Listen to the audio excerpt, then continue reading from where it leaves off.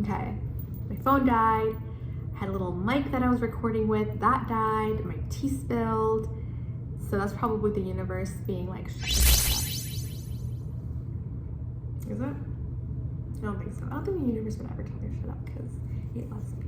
And it loves you too. The universe loves you too. That's all I wanted to say. I dealt with a Karen. Instead of just being like, oh, she's a Karen, it's awful, whatever. I really just sat and like thought about the whole situation. I think she felt maybe stuck, maybe compelled. I have no clue. Actual like task of the job that's hard. Expectations were just more and more like mismatched. It was like no matter what I did, it wasn't good enough for her. She wasn't happy at all. I had to admit to myself that this person is just not gonna like me. She's gonna keep getting more and more nitpicky. If it was me a couple of months ago, I'm telling you guys, I would have just, what's the term, like grit your teeth or bare your teeth, not the word. Yeah. I'm used to doing things is you literally toughen up and you do it no matter what. And you don't ask for help and you don't tell other people what's going on because you should be able to do it yourself. And other people, they're not going to help you either because they don't care or because I grew up very kind of independent, and even before, the people I would ask for help are people that I'm like very close to, so my like friends, I guess. But this is a new workplace environment. I don't actually have any friends yet. I'm working on it. Asking some basically strangers for help is like, ugh. I had to be honest to myself at that point. I can't just spend myself here all day trying to convince this lady that I'm good enough.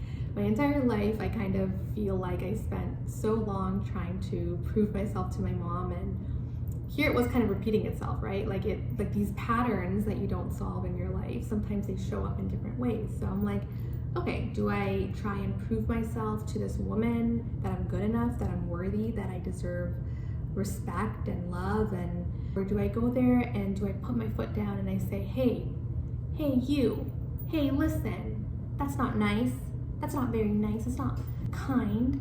Mental gymnastics of, okay, is what she's saying wrong? Is what she's saying right? But energetically, like deep down, I knew she was being awful. Like I trusted my gut, I trusted my instinct, and I actually went out there and I went to a new group of super unfamiliar coworkers. And they kindly offered to step in. So for me, if I went and kind of spoke to her about her behavior, that's something I'm not comfortable with. And I don't even know what I would have told her. The me before, I feel like I would have said those things because I didn't want to come off as a doormat. Like I don't want people to step all over me. I don't want to be seen as weak. I don't want to be that person who someone just like talks all this trash to and is super disrespectful and I just take it. I never wanted to be that person. But here's the thing, would fighting this person or putting my foot down in front of someone who is literally probably like 3 times my age or something do anything? Not really. Like it wouldn't make her respect me. I don't think anything that I did would actually make her respect me other than establishing boundaries. Maybe she'll think about it later, I don't know. But the boundary I established is that I'm just not gonna work with you. And boundaries can look different. Even like now, I'm like navigating what boundaries are with different people and even with myself, but it's kind of like compassion is not one-sided. It's not. Compassion is not a one-way street. It is very much a two-way street. I've worked with some people and they are wonderful, wonderful people. I just want to keep showing up for them and go above and beyond because they recognize the work that I'm putting in. They recognize that I'm going above and beyond. They recognize that I'm showing up for them and I'm there, I'm listening for overall, people with a lot of gratitude in their hearts. And for those people, the compassion that they show me, I show back and it amplifies. With this lady, it was interesting because things were malfunctioning that I've never seen malfunction before. And they weren't like big things, it was just like random little equipment things. Like it was just like, she tried blaming me, she's like, oh, you must have done something. But I was like, I never touched any of that. I have no clue. It's way out of my expertise. there's always something to be grateful for. This was like such a beautiful reinforcement for me. The more she complained, it seemed like the more the universe gave her things to complain about. So like negative energy amplifies negative energy. Just like positive energy amplifies positive energy. It's very simple, very basic, but everyone gets into states of anxiety, but think about how you are when you're anxious. You're thinking about no one but yourself. Anxiety and being in an anxious state is a super selfish state to be in. You make everything all about you. And it never is all about you, ever. Anxiety, you don't see the things that are wonderful in life, right? You don't see the things that are great in life. And I'm not saying that just go around thinking everything is good when it's not. Like, obviously be realistic, but don't try and look for things that are negative all the time, because it will find you. And eventually people are gonna wanna stop showing up for you, right? It would have dried up. Like, compassion is like a well, right? It is deep, but it's not unlimited. Kindness, compassion, all these things are not unlimited. They come from somewhere. They come from me being understanding. So if someone's being kind to you, someone's being compassionate, recognize it, honor it. Don't just take it for granted, because it will go away. And that goes not just for people, but the energy too, the universe too. If you are getting good things in life, if things are working out for you, if things are going well for you, honor it, cherish it, Don't just take it for granted. I'm not saying that if you don't appreciate what, it's gonna go away, but if you find things to complain about, slowly your divine blessings, your gifts, whatever it is, they're gonna go away. Because why would someone want to pour into something that's just this ball of negativity? Enough of negativity, enough of the ball of negativity. I choose to believe the best in people. Even with this Karen, I saw that she was burnt out, she was stressed, whatever it was. Even my coworkers, I see the best in them. I see them as people who want to help. And there are ways to asking for help. I'm not saying that just be like, hey, help me, or I'm so stressed, like I just need someone to do this. No, you're not giving them a burden. You're not giving them something that's your trash to deal with. That's not the case at all. As being a Canadian, I love to say sorry. Like, I think it's kind of in our culture to be like, oh, I'm so sorry, you're like pleading and begging for someone to do something for you.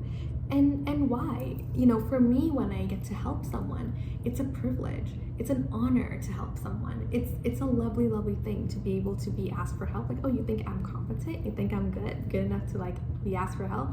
If I have the capacity, of course I will help. And I believe that in other people too. If they have the capacity, of course they'll help. So the way I asked for help was some weird, manipulative, scammy textbook thing. But the way I asked for help is, I would really appreciate it, and it would really mean the world to me if you were able to help me out. And I said exactly which task I needed help with. And I split up the tasks that I needed. So I didn't ask just one person for help. Manageable chunks that people could do and they wouldn't feel too overwhelmed by. And I kind of went ahead of time and asked people they knew of the situation, so they helped me ask for help as well. So I kind of leaned on all my supports and maxed it out. But this stuff's not easy, you know what I mean? Leaning on support, dividing up the tasks, it's not something that I wanted to do. Setting boundaries is not something I wanted to do. None of these things are things that I wanted to do. Tools that I continue to have at my arsenal that make life easier. I'm all about making my life easier. Why would I make myself struggle for what and hate my life even more? I don't need to prove myself to anyone. I'm over that. Also, very, very grateful for those who offered their support and lent a helping hand, because it truly meant the world. And through this, I built stronger bonds with my coworkers. I was able for something to be thankful for afterwards, and a conversation to go back to afterwards. And that's a beautiful thing. So if whoever's listening feels ashamed, scared, thinks that they should do it all on their own, they shouldn't lean on support, they don't see the value in leaning on someone for support, this is for you, okay? Leaning on supports that you have and leaning on other people is a beautiful thing. Opening up your circle, being that support for other people is a wonderful thing too. It's not a burden. Supporting someone is not a burden. Getting supported doesn't mean you're a burden, doesn't mean that you're too much. Nothing, just, I hope that this resonates with someone. Like, there's just so much to enjoy and savor in life, and why go through it complaining and upset and miserable, right? The analogy that I came up with that I always go back to, sometimes someone takes a shit on your doorstep. What are you gonna do about it? You're gonna be like, oh my God, why'd they do that? Sometimes it just happens. These freak things happen. What are you gonna do?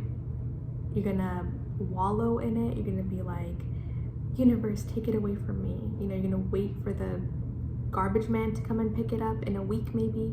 Are you gonna let the poo just sit there on your doorstep and fester and get flies around it and stink up your whole place and make the solution worse? No.